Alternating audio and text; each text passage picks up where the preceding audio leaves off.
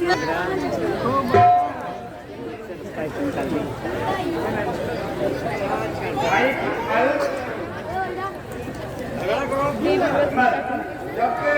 हम असुरों के महाराज मारे गए हैं, देवताओं का खौफ हम पर जंगल जंगल डरे सामने तक रहे हैं।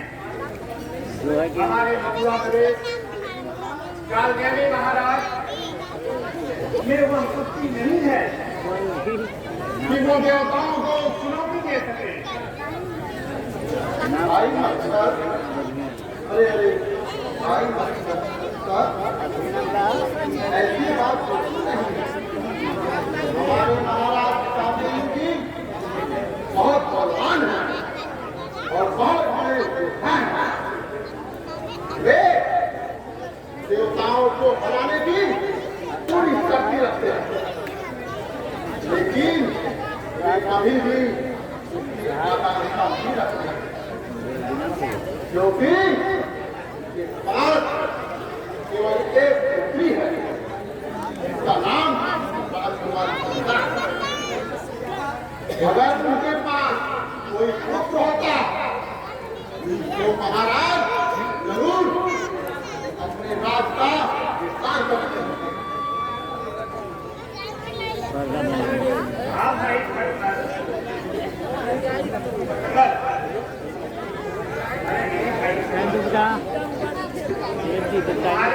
अकल में कम है,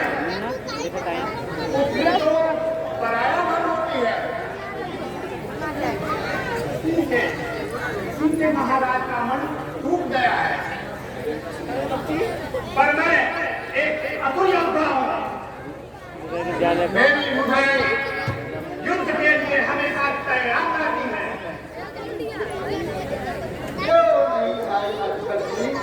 क्या बोले? अरे अरे तुम्हारे को नाम का ही अर्थ है भीड़ा। ड्रामा केवल भीड़ा ही फैला सकते हैं और नारी अपना और है ही नहीं।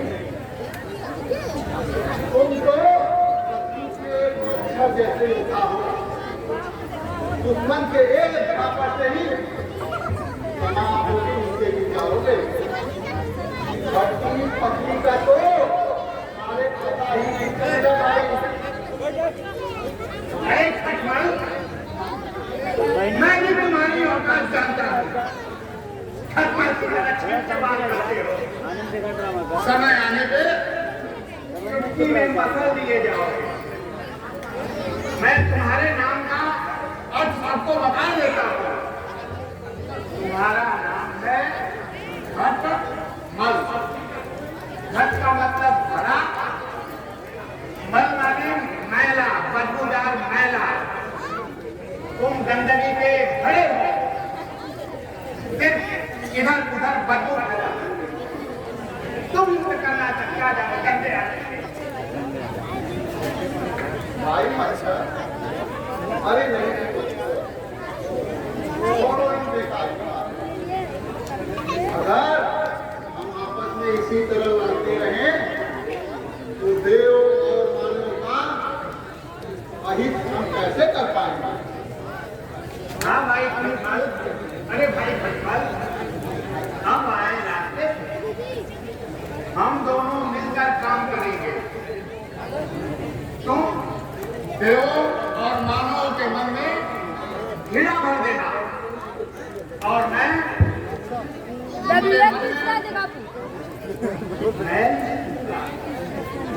तुम्हें नीचे खींचना और मैं तुमको ऊपर खींचूंगा और वो बीच में लटके रहेंगे, आगे नहीं बढ़ पाएंगे। भाई मच्छर जी आप विज्ञान भी पढ़े हैं क्या? लगता है इसी चट्टानी से तारे लगे हुए देव और मानव को इसी तरह कीड़ा और बदबू में बताकर हमने कमजोर कर दिया, फिर उन्हें हराकर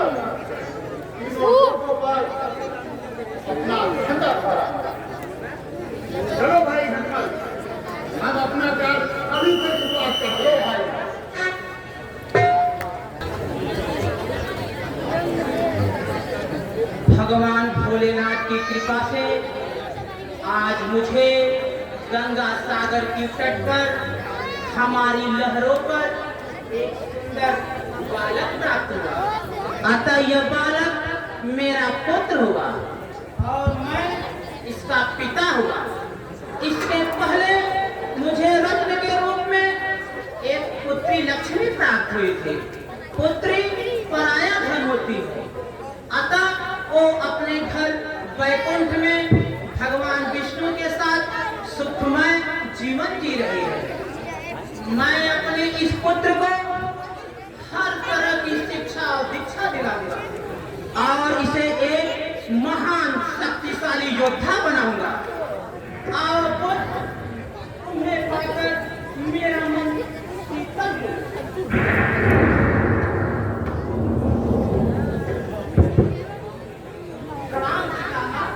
आयुष्मान हो विजय। हे जलनिधि, यह बालक कौन है? हे पितामह, आप तो त्रिकालदर्शी हैं। आप वर्तमान भूत भविष्य को जानने वाले हैं। यह हमारा पुत्र है जो आज ही पैदा हुआ है। बड़े अच्छे अवसर पर आपके दर्शन हुए। हम और हमारा पुत्र आपके दर्शन पाकर धन्य हुए। हम आपसे प्रार्थना करते हैं कि आप हमारे पुत्र का नामकरण करें और इसके जीवन पर प्रकाश डालें। हे रत्नाकर समुद्र जी, मुझे भी आश्चर्य हो रहा है कि जन्म लेते ही यह बालक इतना बड़ा हो गया। अवश्य ही अद्भुत लक्षणों वाला है, क्योंकि इसका जन्म जल से हुआ है, अतः इसलिए इसका नाम जलंधर होगा। एक दिव्य पुरुष का अंश होने के कारण यह महाप्रतापी योद्धा और असुरों का सम्राट होगा। अपने शौर्य से तीनों लोगों को जीतेगा। आप इसे शिक्षा और दीक्षा के लिए असुरों के गुरु शुक्राचार्य के पास में भेज दीजिए। आयुष्मान हो। मैं अभी असुरों के गुरु शुक्राचार्य को याद करता हूँ।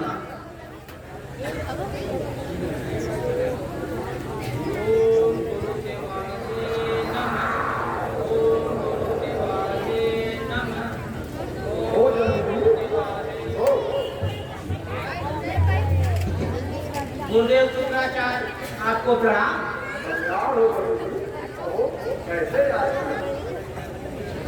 हे आचार्य, हे दया सागर, आप तो हमारी व्यथा से परिचित हैं। देवताओं ने असुरों को धोखे में डालकर मेरा हृदय मथ डाला है। हमारे सभी रत्न एक एक कर चुरा लिए हैं। मैं बिल्कुल खोखला सा हो गया हूँ। रत्नाकर नाम मुझे निरर्थक सा लगता है। आपके कष्ट से मैं भली बात अभी हमारे से हमसे क्षमा याचना कभी कभी गलती भी कर देते और मेरी बात को मानते भी नहीं, हट कर जाते हैं। मेरा प्रयास सफल हो जाता है, लेकिन मैं हार मानने वाला नहीं हूँ। विश्वासु के मृत्यु के पश्चात मैं एक दो तब तो हे महामुनि, मेरा मनोरथ पूरा हो सकता है। मेरा आज पैदा हुआ पुत्र जालंधर आपके चरणों में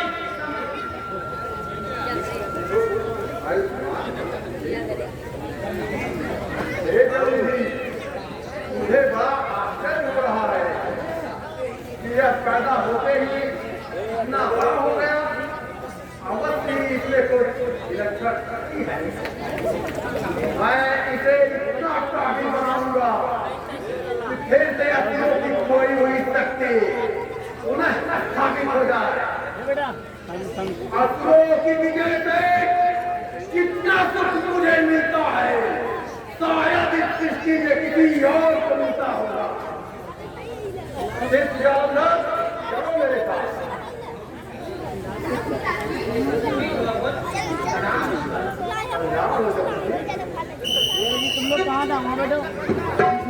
जो हमारे इस रामलीला समिति के फाउंडर